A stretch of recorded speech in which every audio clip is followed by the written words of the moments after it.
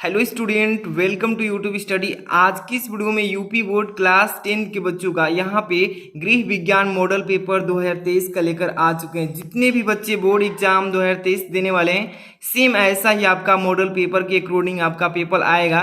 तो आज की इस वीडियो को शुरू से एंड तक देखते रहिए और समझ लीजिए कि कितने नंबर का कौन सा क्वेश्चन है।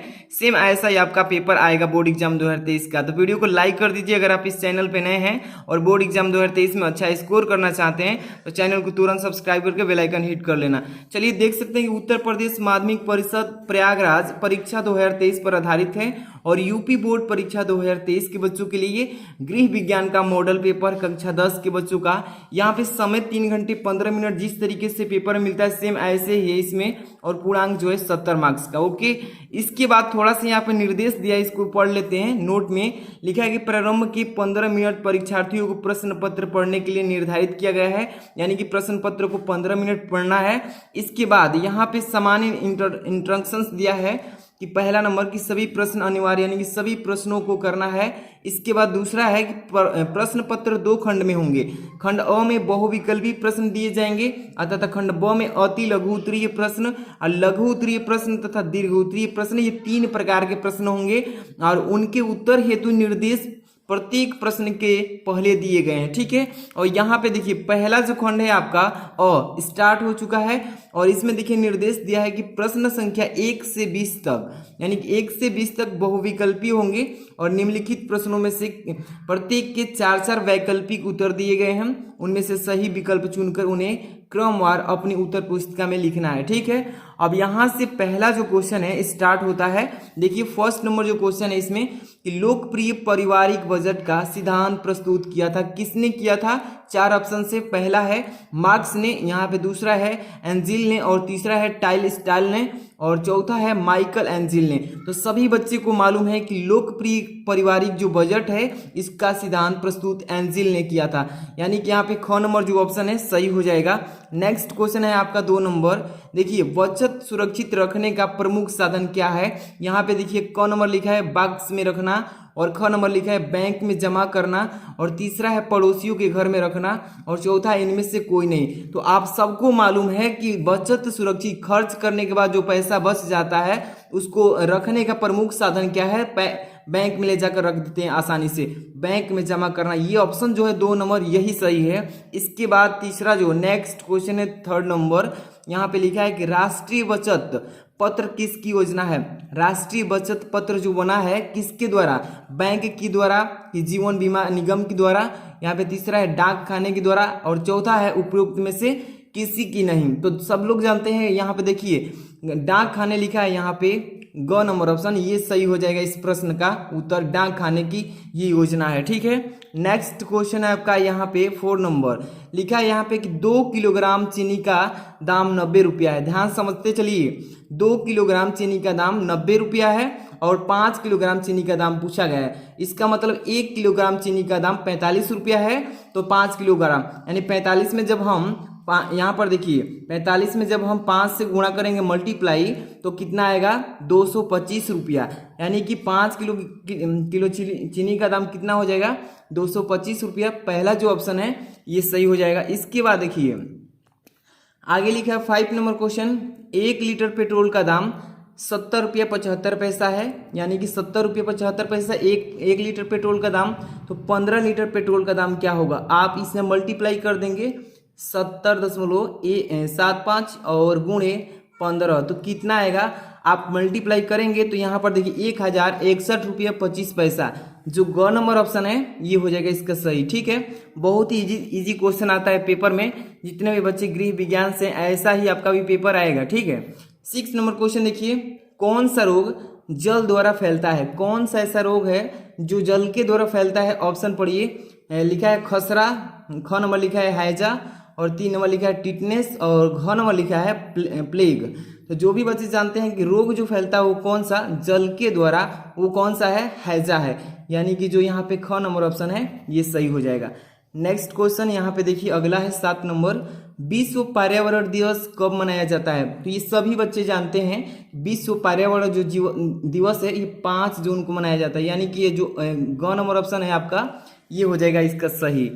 नेक्स्ट क्वेश्चन 8 नंबर, ध्यान समझते चलिए कि क्वेश्चन को। वस्तु के जलने से कौन सी गैस बनती है? जो वस्तुएं हम जलाते हैं उस वस्तु से जो गैस बनती है कौन सी बनती है? पहला है CO2 यानी कार्बन डाइऑक्साइड, दूसरा है नाइट्रोजन, तीसरा है ऑक्सीजन और चौथा है ओजोन। तो सभी बच्चे जानते हैं कि जब भी हम किसी पदार्थ को किसी वस्तु को जलाते हैं तो उसमें से गैस जो बनती हो CO2 यानी कार्बन डाइऑक्साइड। फर्स्ट ऑप्शन जो है ये सही हो जाएगा।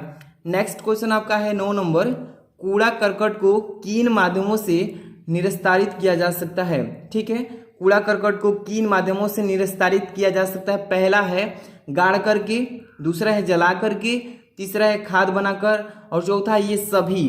तो सब लोग जानते हैं, यहाँ पे देखिए गाड़ करके भी उसको बना सकते हैं, जला करके भी बना सकते हैं, खाद बना करके भी यूज कर सकते हैं। यानी कि जो चौथा ऑप्शन है ये सही, यानी ये सभी, ये चौथा नंबर ऑप्शन सही हो जाएगा। नेक्स्ट क्वेश्चन आपका है 10 नंबर, ध्यान समझिएगा क्या बोल रहा है इसमें कि संक्रामण रोग कैसे फैलता है? संक्रामण जो रोग है कैसे फैलता है? ऑप्शन पढ़िए, वायु से, दूसरा है जल से, तीसरा है संपर्क से और चौथा ये सभी। तो देखिए संक्रामक जो रोग है इसके फैलने का ये तीन जो ऑप्शन है, वायु से भी फैलेगा, जल से भी, संपर्क से एक दूसरे के, यानी कि जो चौथा ऑप्शन है ये सभी, ये हो जाएगा इसका करेक्ट आंसर।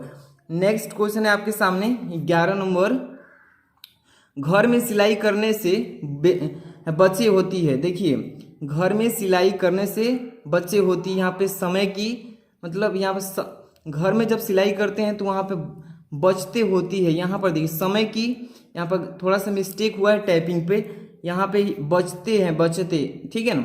समय की बचत, धान की बचत, कपड़े की बचत, समय धान एवं कपड़े। तो इसका करेक्ट आंसर क्या हो जाएगा? घ नंबर, यानी कि समय, धन एवं कपड़े। समय भी बचेगा, धन और कपड़ा भी बचेगा। अगला क्वेश्चन है आपका 12 नंबर, जल में घुलनशील विटामिन कौन सी है? क number vitamin A, B, C और ख नंबर लिखा है विटामिन B, C और ग नंबर लिखा है विटामिन A, D और घ नंबर लिखा है विटामिन E। तो जल में घुलनशील विटामिन C और देखिए B और C, यानी कि जो B और C है यानी ख नंबर, ये हो जाएगी सही, ठीक है। अगला क्वेश्चन आपके पास 13 नंबर, किसके प्रयोग से तुरंत ऊर्जा मिलती है? किसके प्रयोग से तुरंत ऊर्जा मिलती है? विटामिन, प्रोटीन के वजह से, ग्लूकोज के, खनिज लवण। देखिए ग्लूकोज जो है इसके वजह से हमें तुरंत विटामिन मिलती है। अगर ग्लूकोज लेंगे तो तुरंत ही हमें ऊर्जा प्राप्त हो जाएगी, तो ग्लूकोज ऑप्शन सही है। नेक्स्ट क्वेश्चन है आपके पास 14 नंबर, लौह तत्व की कमी से कौन सा रोग होता है? लौह तत्व जो होता है इसकी कमी से कौन सा रोग प्राप्त होता है? यानी कि दिया है एनीमिया, इसके बाद रतौंधी, इसके बाद ग नंबर लिखा है मेरेसम और इसके बाद लिखा है टाइफाइड। तो देखिए 14 नंबर जो क्वेश्चन है इसका करेक्ट आंसर एनीमिया हो जाएगा, यानी कि जो क नंबर दिया है एनीमिया रोग जो है लौह तत्व की कमी से होता है। अगला क्वेश्चन 15 नंबर, ध्यान समझिएगा, मानव शरीर में फेफड़ों की संख्या कितनी होती है? 1 होती है कि 2 होती है? यहाँ पे लिखा है 4 होती है, यहाँ पे 5 होती है। तो मानव फेफड़ों में जो उसकी संख्या होती है 2, यानी कि ख नंबर जो होगा ये हो जाएगा इसका करेक्ट आंसर, ठीक है। नेक्स्ट क्वेश्चन आपके सामने है 16 नंबर, कौन सी वस्तु का प्रयोग अस्थि भंग में अधिक रक्तस्राव को रोकने के लिए किया जाता है? समझिए क्वेश्चन को, और ऐसा ही आपका भी क्वेश्चन पेपर आएगा। जो भी बच्चे वीडियो को लाइक नहीं किए हैं लाइक कर दीजिए और चैनल पर नए तो सब्सक्राइब भी कर लीजिए, ताकि ऐसे ही सारे सब्जेक्ट की आपको PDF वीडियो सब कुछ मिलता रहे। कौन सी वस्तु का प्रयोग अस्थि भंग में अधिक रक्तस्राव रोकने के लिए किया जाता है? पहला है बर्फ का प्रयोग, दूसरा है टूर्निकेट का प्रयोग, यहाँ पे तीसरा है रुई से दबाना। इसमें से 4 नंबर लिखा है नॉन ऑफ दीज। तो इसका प्रयोग क्या हो जाएगा? टूर्निकेट का प्रयोग। यहाँ पर देखिए जो ब नंबर ऑप्शन है ये सही हो जाएगा, सॉरी ख नंबर, ठीक है। इसके बाद अगला क्वेश्चन है यहाँ पे 17 नंबर, लिखा है कि कृत्रिम विधि से मांस कब दिलाई जाती है? यहाँ पर देखिए कृत्रिम विधि से मांस कब दिलाई जाती है? पहला है जल में डूबने पर, ख नंबर लिखा फांसी लगाने पर और ग नंबर दम घुटने पर, तीसरा है तीनों अवस्थाओं में। इसका करेक्ट आंसर हो जाएगा तीनों अवस्थाओं में दी जाती है, यानी कि जल में डूबने पर भी, फांसी लगने पर भी और दम घुटने पर भी। 4 ऑप्शन जो है चौथा है सही हो जाएगा।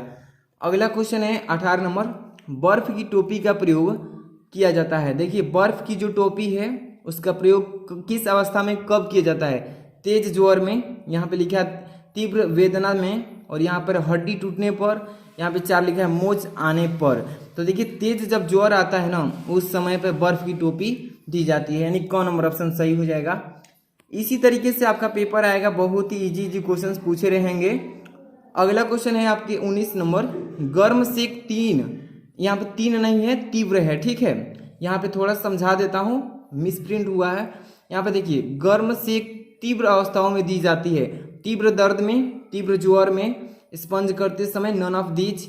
देखिए यहाँ पे जो प्रश्न है गर्म सेक, गर्म जो सेक है तीव्र अवस्थाओं में दी जाती है, तो तीव्र जब दर्द होता है तब, कौन नंबर ऑप्शन हो जाएगा सही, ठीक है। अगला क्वेश्चन है आपके पास 20 नंबर, एक सामान्य व्यक्ति का तापक्रम होता है कितना?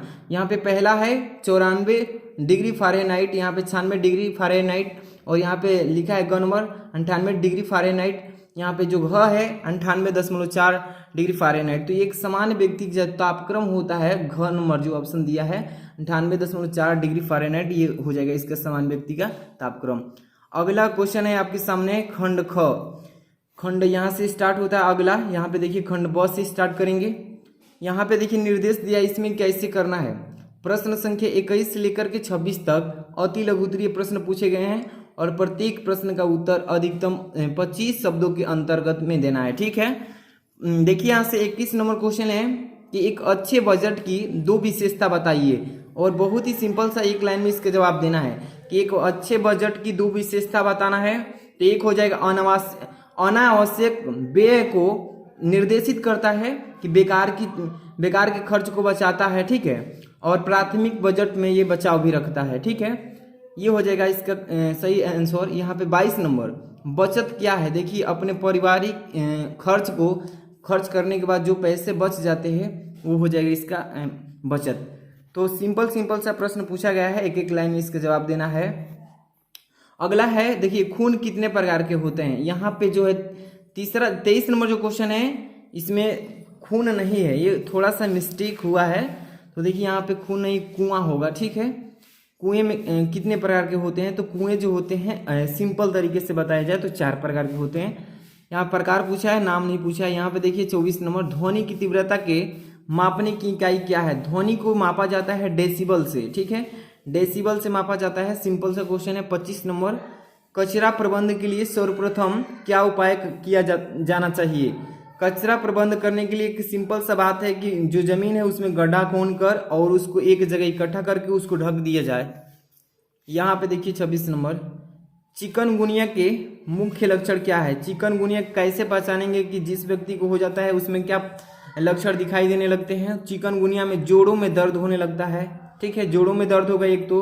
दूसरा नंबर कि उसके त्वचा में सुष्म आने लगेगा, यानी कि थोड़ा पानी की तरह छोड़ने लगेगा। और देखिए इसके बाद उसमें त्वचा है लाल प्रकार के चकाते निकलने लगते हैं, ये इसका लक्षण है। अगला देखिए क्वेश्चन निर्देश किया गया है, प्रश्न संख्या 27 लेके 31 तक लघु उत्तरीय प्रश्न होंगे। इनके उत्तर पुस्तिका में अधिकतम 50 शब्दों में लिखना है, ठीक है।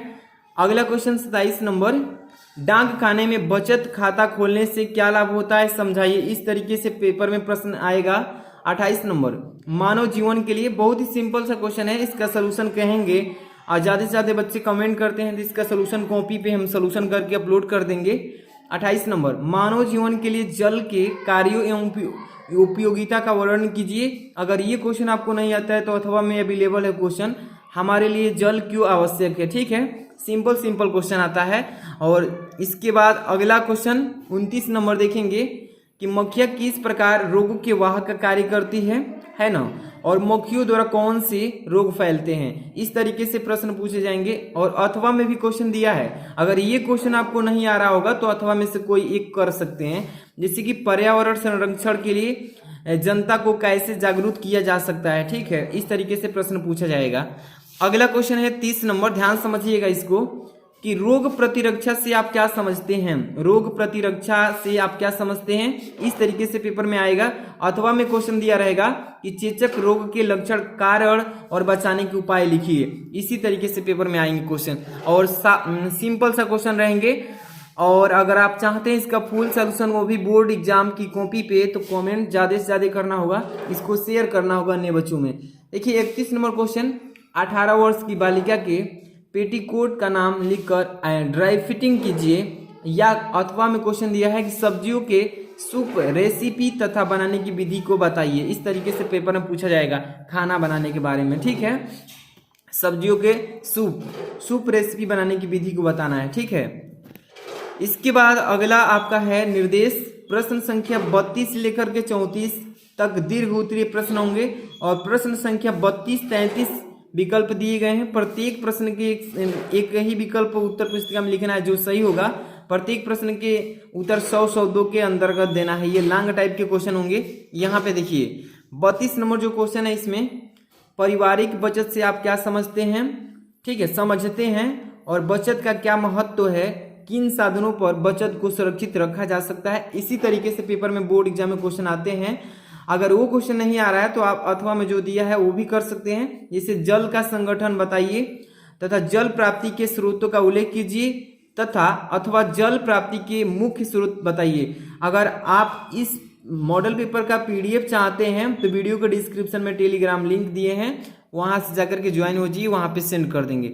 अगला क्वेश्चन है आपका 33 नंबर। यहाँ पे लिखा है कि पर्यावरण प्रदूषण का जनजीवन का प्रभाव स्पष्ट कीजिए, ठीक है। इस तरीके से पेपर में क्वेश्चन आएगा। अथवा में भी दिया है कि डेंगू के लक्षण, कारण एवं रोकथाम के उपायों का वर्णन कीजिए। इस तरीके से पेपर में पूछा जाएगा क्वेश्चन। अगला क्वेश्चन है आपका 34 नंबर।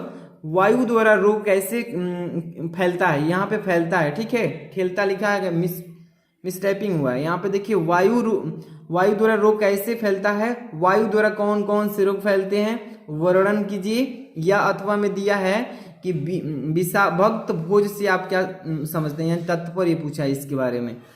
तो ये 34 क्वेश्चन था टोटल आपके इस पेपर में। जितने भी बच्चे बोर्ड एग्जाम 2023 देने वाले हैं तो इस पेपर का पूरा फुल सोल्यूशन एक बार देख करके जाइएगा। अधिकतर क्वेश्चन इसमें से 40 नंबर के क्वेश्चन बोर्ड एग्जाम में देखने को मिलेगा। इसी तरीके का क्वेश्चन आता है बोर्ड एग्जाम में। तो वीडियो को लाइक नहीं किए तो लाइक करके शेयर कर दिए दूसरे बच्चों में, ताकि उनको भी हेल्प मिले।